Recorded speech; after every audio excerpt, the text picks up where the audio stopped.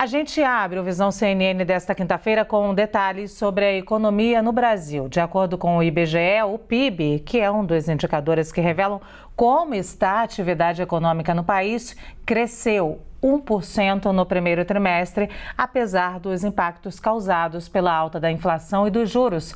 A gente vai então até o Rio de Janeiro conversar com Pedro Duran, ele tem mais detalhes para a gente. Oi, Pedro, boa tarde, seja bem-vindo aqui ao início dessa vez do Visão CNN, hein? E com notícia boa, né, Luciana? Boa tarde para você e para quem acompanha o Visão.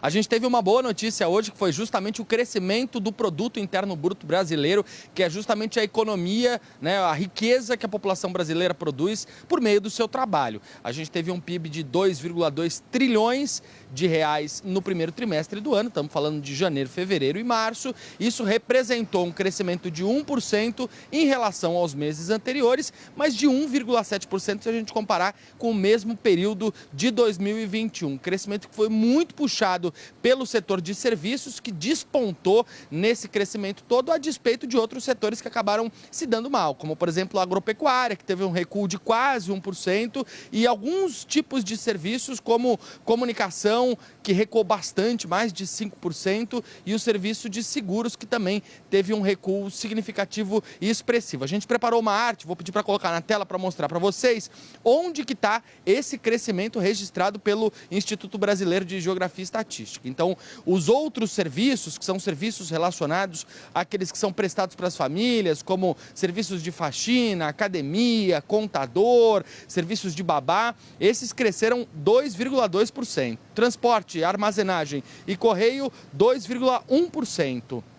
O comércio teve alta de 1,6%, atividades imobiliárias, alugar, vender apartamentos, casas, 0,7%, e administração, e saúde e educação pública, 0,6%. O que é um dado importante, Luciana, porque estava aí o saldo residual daquilo que ainda não tinha crescido na pandemia da Covid-19. Eu conversei com economistas e eles me diziam que justamente essa parte dos serviços, a de educação, a de administração, aquela parte de saúde pública ainda não tinha se recuperado ao nível pré-pandemia. E agora, claro, com esse avanço a gente consegue perceber que, de fato, essa área, esse setor dos serviços conseguiu apresentar um bom resultado. É claro que é um número para comemorar, a gente tem um avanço na geração de riqueza por parte dos brasileiros, uma melhora da economia expressiva nos números, mas ainda tem uma pedra no nosso sapato, que é a inflação de 2 dígitos, que é apontada por todos os analistas economistas como algo que pode atrapalhar esse crescimento do produto interno bruto brasileiro e como algo que, se não existisse, poderia fazer com que esse crescimento fosse ainda maior, pudesse superar 1% de projeção.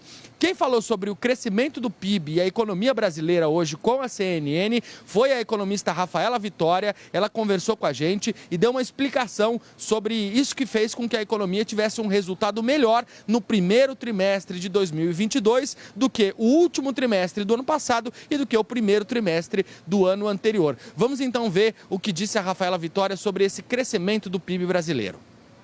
Realmente o consumo foi o destaque nesse trimestre.